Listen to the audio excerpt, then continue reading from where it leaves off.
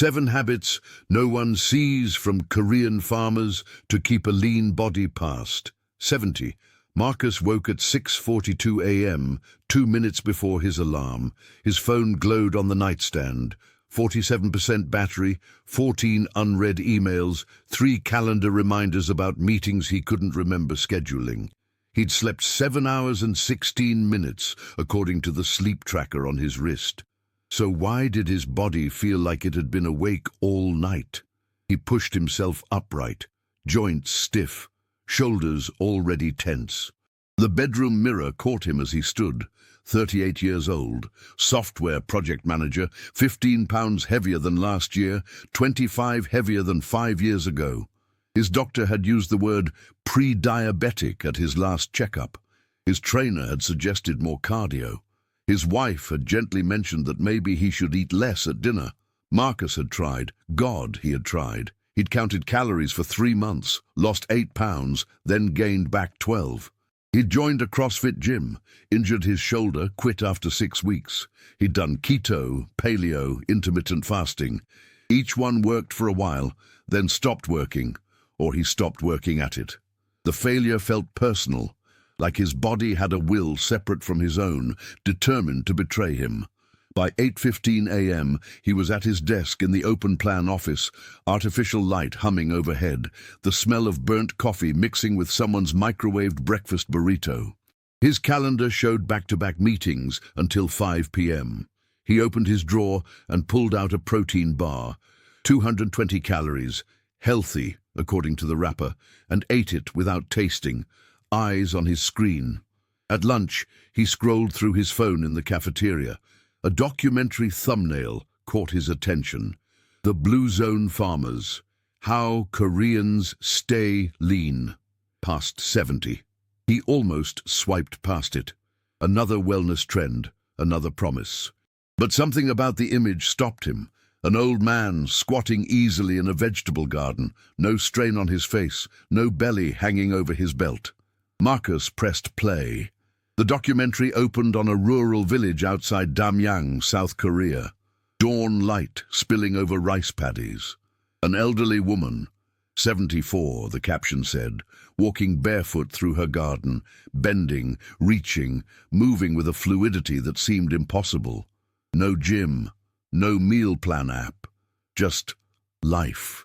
The narrator explained, Korean farmers in their 70s and 80s maintained lean bodies, not through exercise routines, but through something called NEAT, non-exercise activity thermogenesis. Constant, low-intensity movement woven into every hour. Squatting to plant vegetables, walking between rows, carrying water buckets. The body never signaling rest mode because it never experienced prolonged stillness. Marcus paused the video.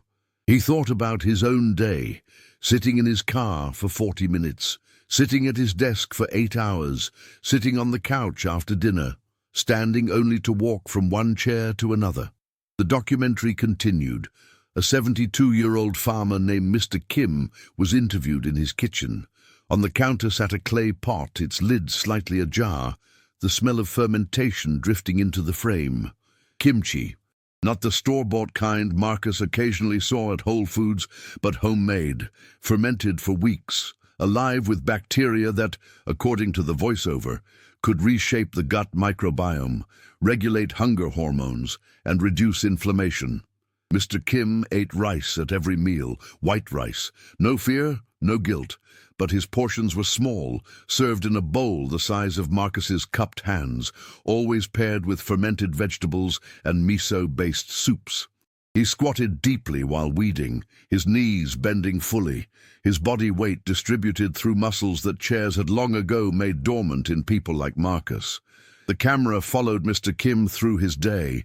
He woke with sunrise, worked through the cool morning, rested during midday heat, resumed in late afternoon. No alarm clock, no sleep tracker. His circadian rhythm synchronized with light, his cortisol and melatonin levels rising and falling in perfect biological harmony.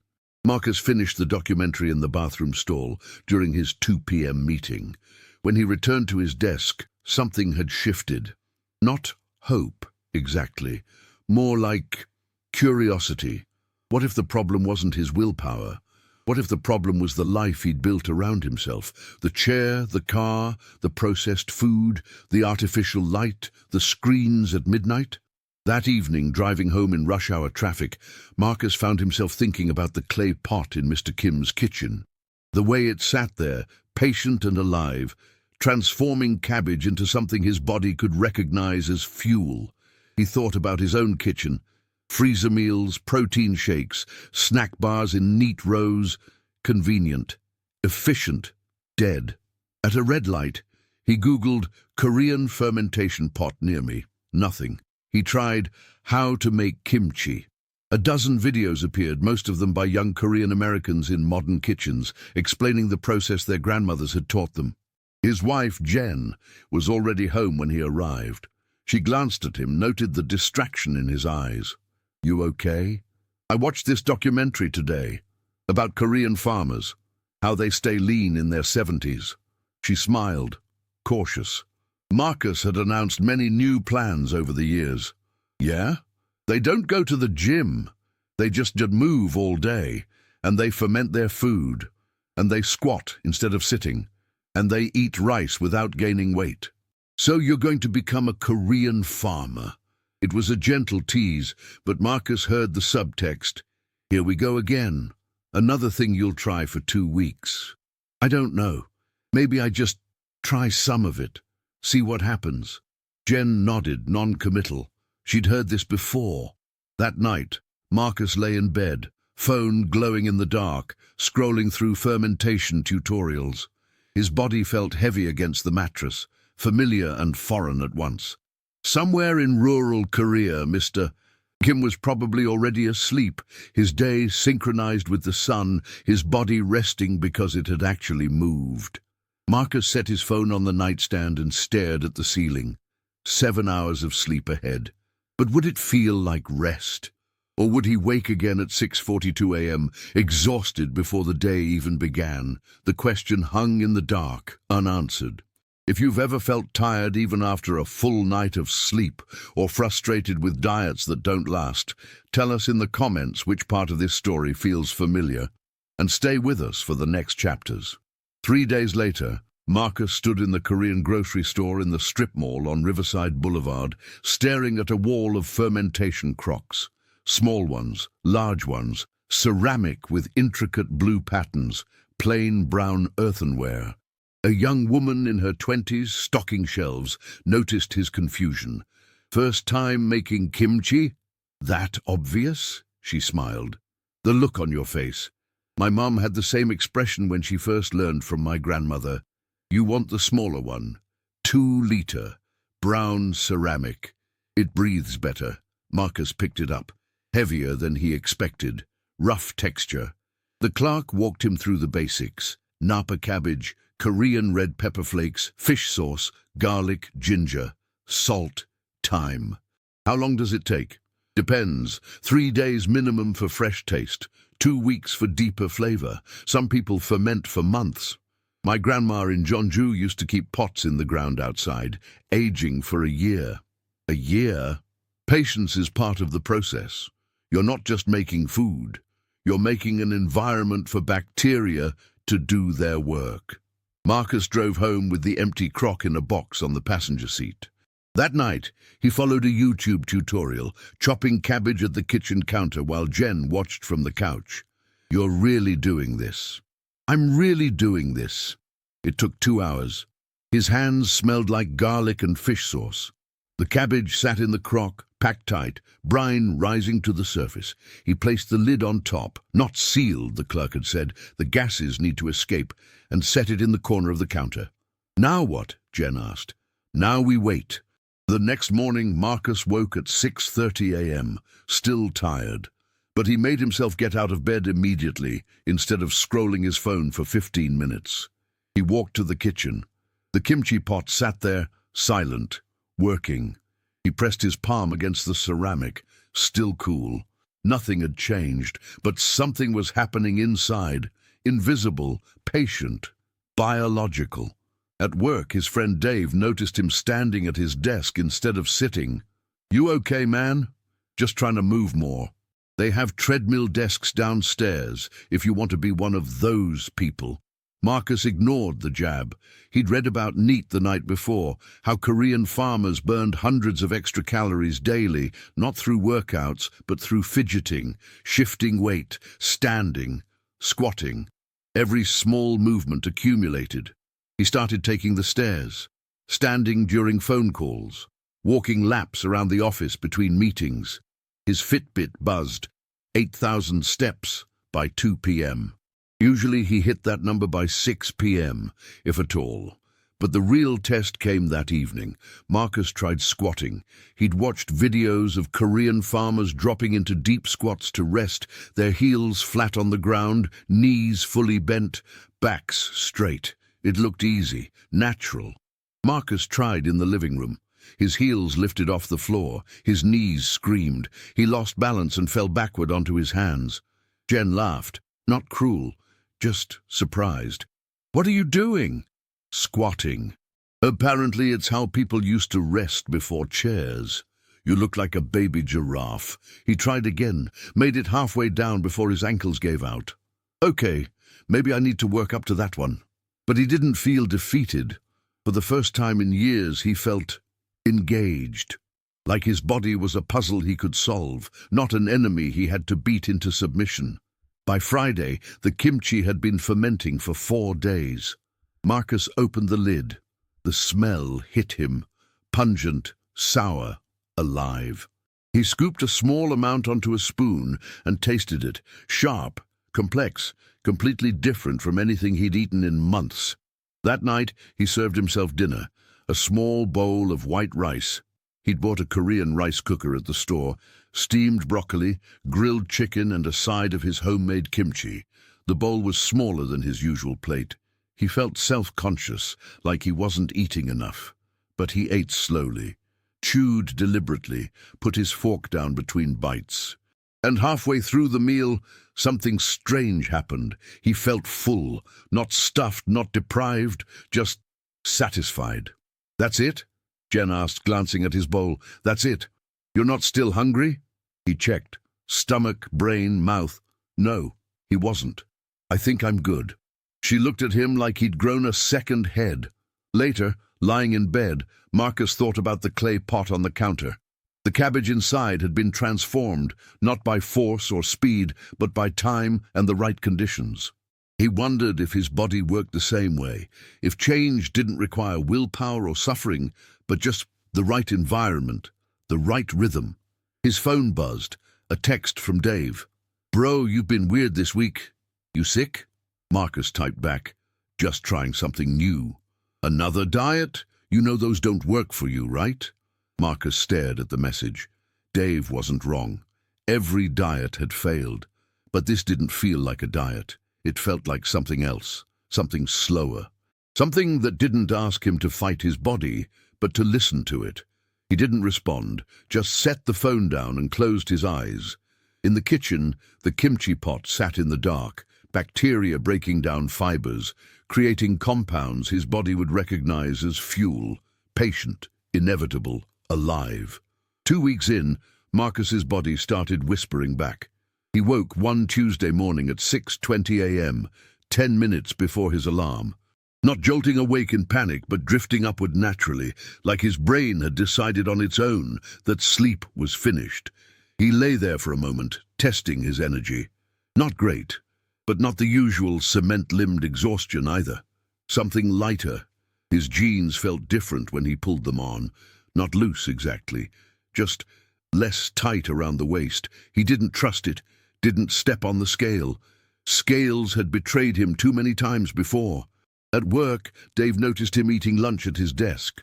A small container of rice, leftover chicken, and kimchi from the batch he'd made 2 weeks ago, now deeply fermented and almost shockingly sour. "Dude, what is that smell?" "Kimchi. It's fermented cabbage. Korean farmers eat it every day." Dave wrinkled his nose. "You're eating rotting cabbage because some documentary told you to? It's not rotting. It's fermenting. There's a difference. It's probiotics. Good for your gut." You know what else is good for your gut? Not eating weird stuff that smells like a dumpster. Marcus felt his face flush. The shame was immediate and familiar. The feeling of being watched, judged, found ridiculous. He wanted to defend himself, explain the science, the microbiome, the hormones. But Dave had already moved on, laughing with another co-worker about weekend plans. Marcus ate the rest of his lunch in silence, but the food tasted different now, contaminated by embarrassment. That evening, Jen's sister came over for dinner. Rachel was a marathon runner, lean and disciplined, the kind of person who talked about macros and BCAAs without irony. She watched Marcus serve himself, small bowl of rice, vegetables, a spoonful of kimchi, and raised an eyebrow. "That's all you're eating. It's enough. You're going to be hungry in an hour." "I don't think so." Rachel exchanged a look with Jen, the kind of look that said, "He's doing another weird thing again."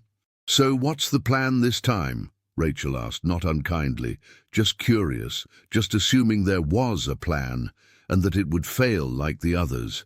"I'm not on a plan. I'm just eating differently. Smaller portions, more vegetables, fermented stuff. That's basically a diet. It's not a diet. It's how people in Korea eat.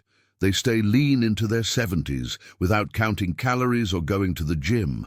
Rachel leaned back, skeptical. "So you're saying you're going to stay thin by eating like a Korean farmer? No offense, Marcus, but you work in tech. You sit at a desk all day. You're not plowing fields. I'm moving more. You're standing at your desk and taking the stairs. That's great. But it's not the same as actual physical labor." The words stung because they were partially true. Marcus wasn't a farmer. He did sit most of the day. But he'd been walking more, standing more, even trying to squat while folding laundry, an experiment that had ended with him toppling into a basket of socks while Jen laughed so hard she cried. After Rachel left, Jen found Marcus in the kitchen, washing dishes by hand instead of using the dishwasher. "You okay? Why does everyone assume this is going to fail?" Jen paused, choosing her words carefully. "Because you've tried a lot of things, Marcus, and they've all stopped working after a while. This is different." "How?" He didn't know how to explain it. The clay pot on the counter, he'd just started a new batch, felt like a metaphor he couldn't articulate. The patience, the trust in process, the idea that transformation didn't happen through force, but through environment and time. "I don't know, it just is." Jen touched his shoulder, gentle. "I hope you're right. I really do." That night, Marcus lay in bed scrolling through research papers on his phone. Studies on gut microbiome and weight regulation. Articles about NEAT and metabolic rate. Videos of elderly Koreans in Jeju and Gyeongsang provinces moving through their days with a fluidity that seemed to contradict everything Western culture believed about aging and fitness. One study caught his attention. Researchers had measured the daily movement of rural Korean farmers versus urban office workers. The farmers burned an average of 400 extra calories per day, not from exercise, but from constant low-intensity activity. Standing, squatting, walking, bending, their muscles never signaling energy conservation mode, because their environment never asked them to be still. Marcus thought about his own environment, the ergonomic chair at work, the car with heated seats, the couch designed for maximum comfort. Every object in his life was engineered to minimize movement. His body had adapted accordingly, slowing its metabolism, storing fat, conserving energy for a famine that never came. What if he could redesign his environment the way Korean villages had naturally designed theirs? Not perfectly, not completely, but enough to nudge his biology in a different direction. His phone buzzed, an email from his doctor's office. Reminder, schedule your 6-month follow-up for metabolic panel. 6 months ago, Dr. Patel had used words like pre-diabetic and elevated triglycerides, and "we need to watch this." She'd recommended a low-carb diet, more cardio, possibly medication if things didn't improve. Marcus opened his calendar, and scheduled the appointment for 3 weeks out. Then he closed his phone and stared at the ceiling. 3 weeks. Would anything have changed by then? Or would Dr. Patel look at his blood work and see the same slow decline, the same metabolic drift toward disease? He thought about Mr. Kim from the documentary, squatting in his garden at 72, no belly, no medication, no fear. And he thought about the clay pot in the kitchen, bacteria working in the dark, transforming cabbage into something his body could use. Patience, the woman at the Korean grocery store had said. Patience is part of the process. Marcus closed his eyes and let the thought settle. Would you rather force yourself with willpower or redesign your environment and habits like this character is learning to do? Comment which path makes more sense to you, and share this episode with someone who needs a gentler approach to change. By week 4, something had shifted, not dramatically, no sudden weight loss, no miraculous energy surge. But Marcus's body felt different, less swollen, less inflamed. His sleep tracker showed the same 7 hours, but the quality had changed. More deep sleep, fewer midnight wakings. He'd wake at 6:15 a.m., sometimes earlier, his mind clearer than it had been in years. The clay pot was now a fixture in his routine. Every 2 weeks, he'd finish one batch of kimchi and start another. The smell no longer seemed strange. His gut had stopped protesting the fermented vegetables and now seemed to crave them.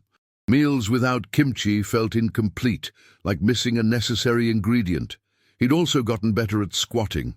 Not perfect. His heels still lifted slightly, but he could drop into a low position while folding laundry, tying his shoes, even just resting between tasks.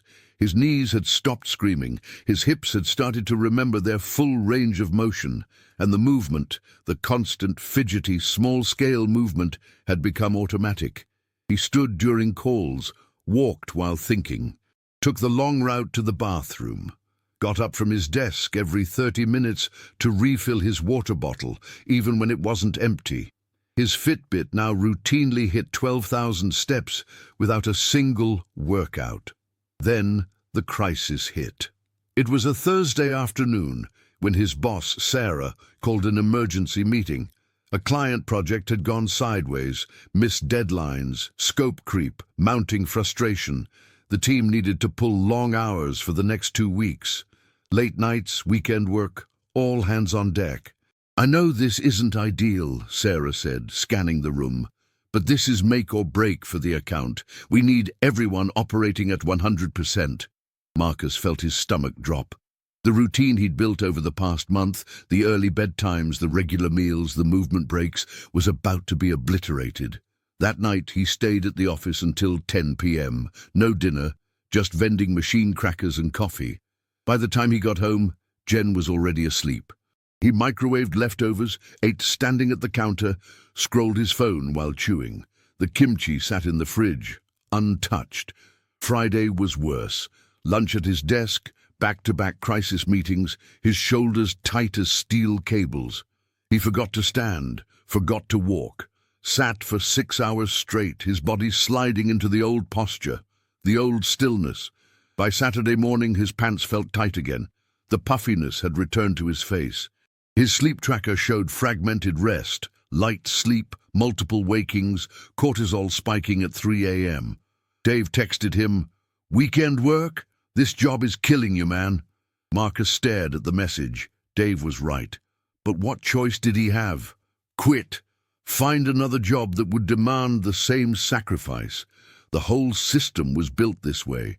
Productivity at the cost of biology. Results at the cost of rest. Sunday evening, Marcus sat at the kitchen table, exhausted.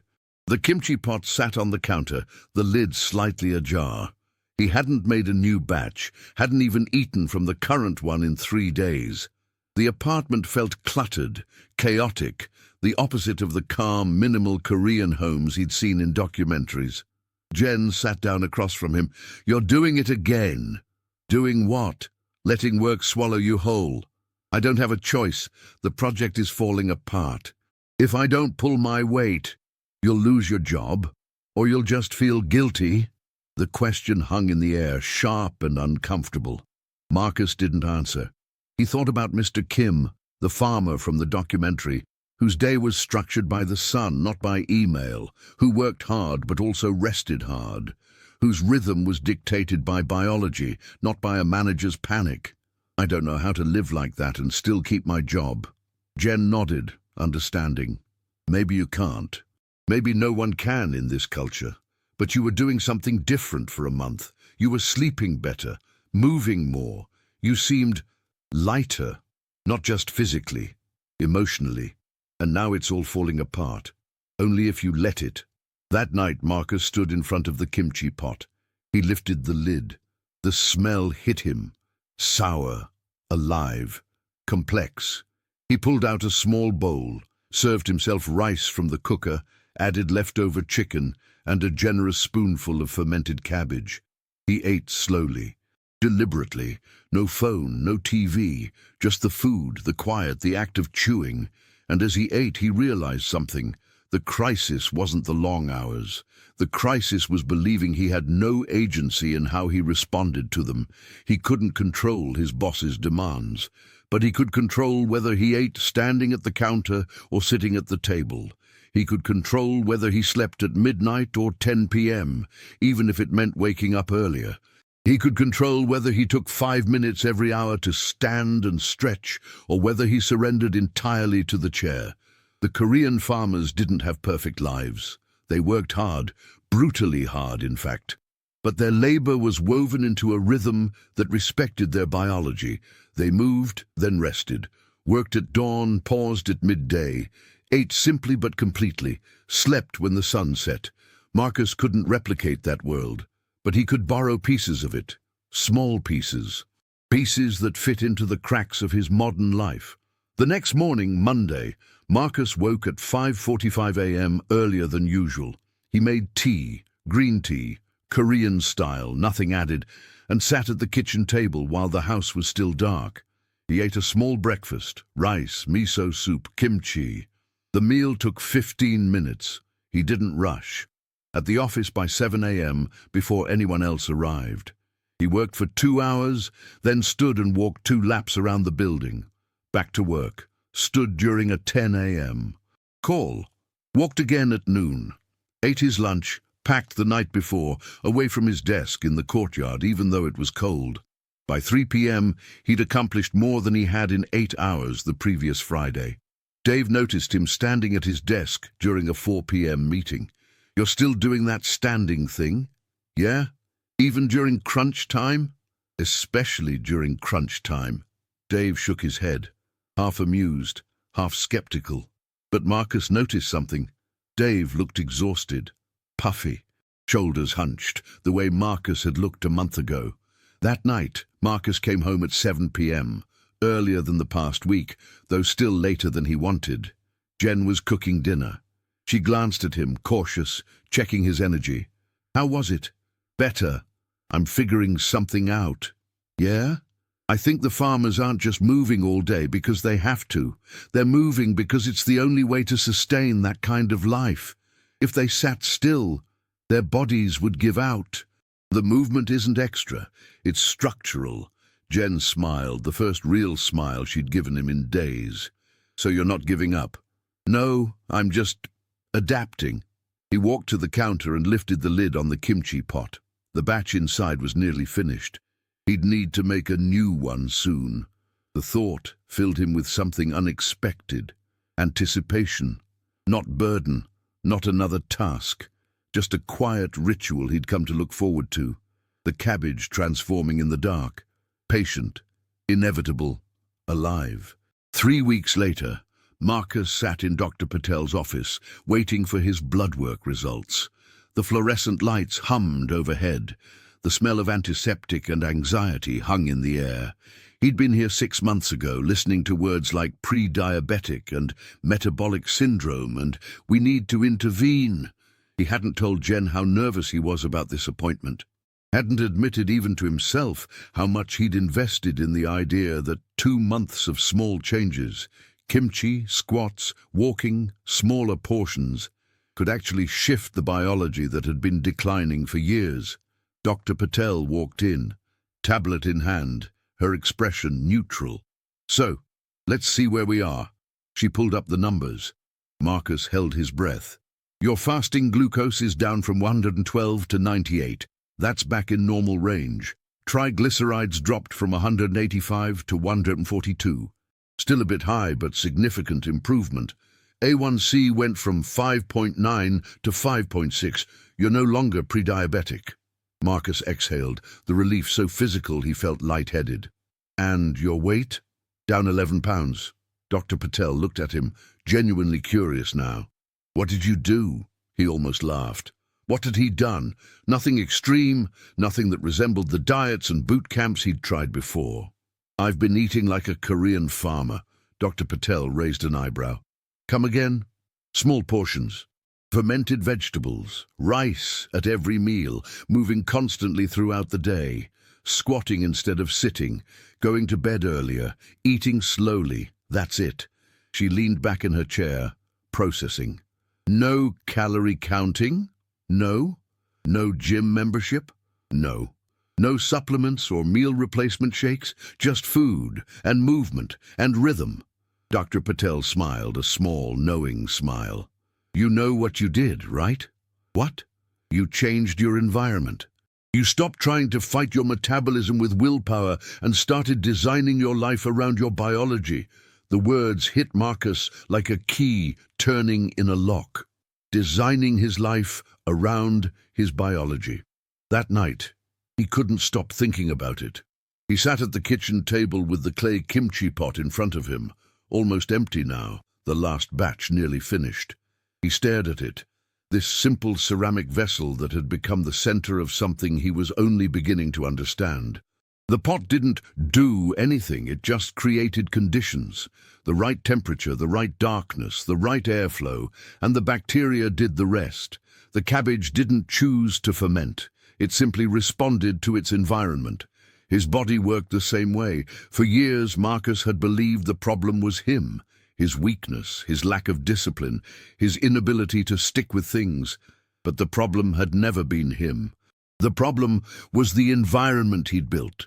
The chair that made sitting inevitable, the car that eliminated walking, the kitchen stocked with processed food that required no preparation, the screens that kept him awake past his natural sleep window, the open-plan office that demanded stillness for 8 hours straight.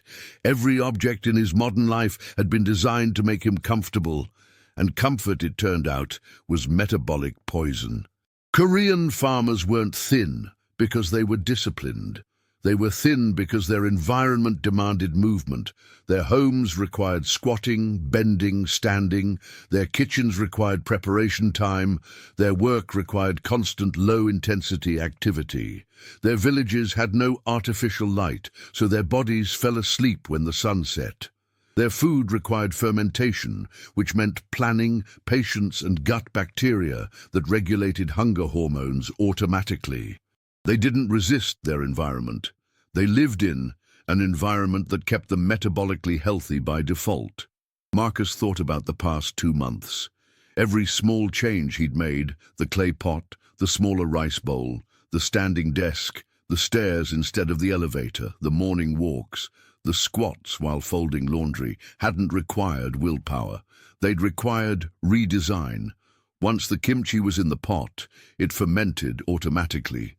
Once he kept his shoes by the door, he walked more. Once the rice cooker produced perfectly portioned meals, he ate less. Once he removed his phone from the bedroom, he slept better. The secret wasn't hidden in some exotic Korean village. It was hidden in plain sight, in the Western world's design choices, chairs, cars, elevators, food that required no preparation, entertainment available 24/7. A culture that treated the body as an obstacle to productivity, not as a biological system with its own rhythms and needs. Marcus felt something crack open inside him. Not hope. Deeper than hope. A kind of rage, actually. Rage at how much suffering he'd endured believing the problem was him, when the problem was a culture that had built an environment guaranteed to make him sick. And underneath the rage, grief. For all the years he'd spent fighting his own body instead of redesigning the world around it. He picked up the kimchi pot, carried it to the sink, and began washing it. The ceramic felt rough under his hands. Real, permanent. He would make another batch tomorrow, and another after that. Not because he was disciplined, because the pot would sit on the counter and the cabbage would be in the fridge, and making kimchi would be easier than not making it. Jen found him there, hands in soapy water, staring out the window into the dark. "You okay?" He turned to her, and he realized he was crying. Not sad crying, relief crying. The kind of crying that happens when you finally understand something you've been trying to articulate for years. "I get it now." "Get what?" "Why everything I tried before failed. I was trying to fight biology with discipline, but you can't win that fight. Biology always wins. The only way to change is to stop fighting and start designing." Jen walked over and stood next to him, her shoulder touching his. "So what now?" Marcus set the pot on the drying rack and looked at her. "Now I keep designing. One pot, one squat, one walk at a time. Until the new environment is so solid that living healthy isn't a choice anymore. It's just default." She smiled. "You sound different." "I feel different." And he did. Not because he'd lost 11 pounds. Because he'd stopped believing his body was the problem. The problem was chairs, screens, processed food, artificial light, sitting for 8 hours. A culture that had designed metabolic disease into the architecture of daily life. You couldn't fight that with willpower. You could only redesign, slowly, piece by piece, until your personal environment looked more like a Korean village and less like a modern American suburb. Not perfectly, not completely, but enough. Enough to let biology do what it already knew how to do. Marcus dried his hands and walked to the living room. He moved the couch 6 inches forward, away from the wall. Then he placed a yoga mat on the floor behind it. "What are you doing?" Jen asked. "Making squatting easier than sitting." She laughed, but he was serious. Tomorrow, he'd rearrange his desk at work, move the trash can farther away, put his water bottle across the room. Make standing, walking, bending into the path of least resistance. Not because he was strong, because he was finally done, pretending strength was the answer. The answer was architecture. 8 months later, Marcus stood in his kitchen at 6 a.m., folding a fresh batch of cabbage into the clay pot. The movement was automatic now. Salt, massage, pack, seal. He didn't think about it anymore, the way you don't think about brushing your teeth. It was just what happened every 2 weeks, part of the rhythm. Outside, dawn light filtered through the window. His body had woken at 5:45, naturally, no alarm. 7 hours of sleep, real sleep, the kind that left him clear-headed instead of foggy. He squatted to retrieve a container from the low cabinet, heels flat, knees bent, back straight. The motion felt normal, effortless.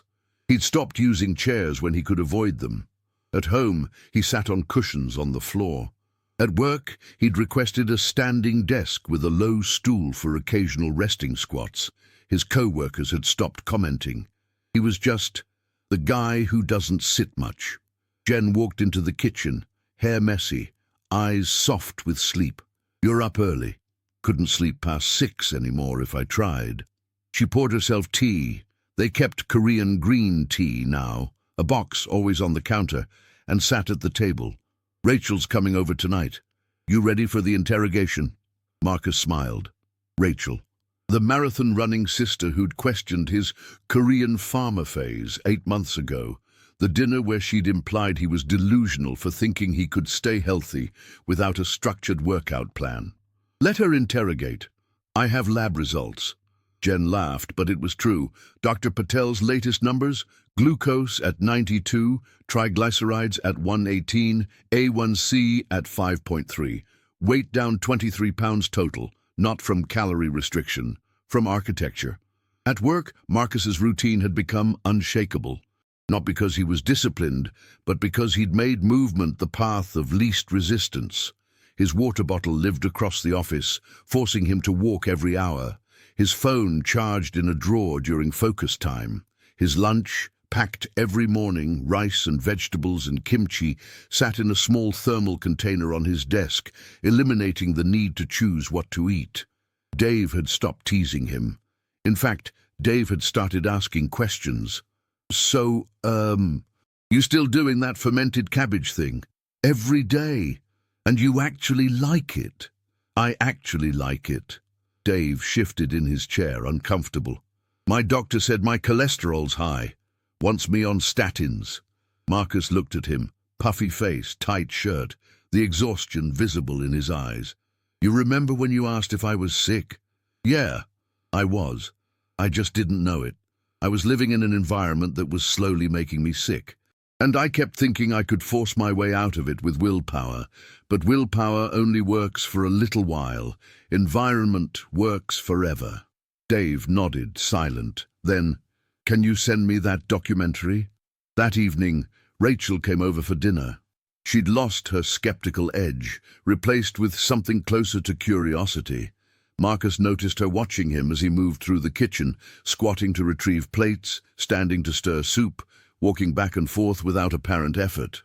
"You look different." "Different how?" "I don't know, calmer. You move like you're not in a hurry." Jen laughed. "That's because he's not. He's been practicing being slow." Rachel raised an eyebrow. "You? Slow?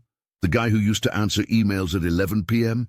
I still answer emails, just not after 9 p.m. and not while eating." They sat down to dinner. Marcus served small portions on Korean-style plates, rice in individual bowls, kimchi in a shared dish at the center. He ate slowly, chopsticks in hand, chewing deliberately. Rachel took a bite of kimchi and winced. "That's intense. You get used to it. Takes a couple weeks. And this is what keeps you healthy? Fermented cabbage and tiny portions."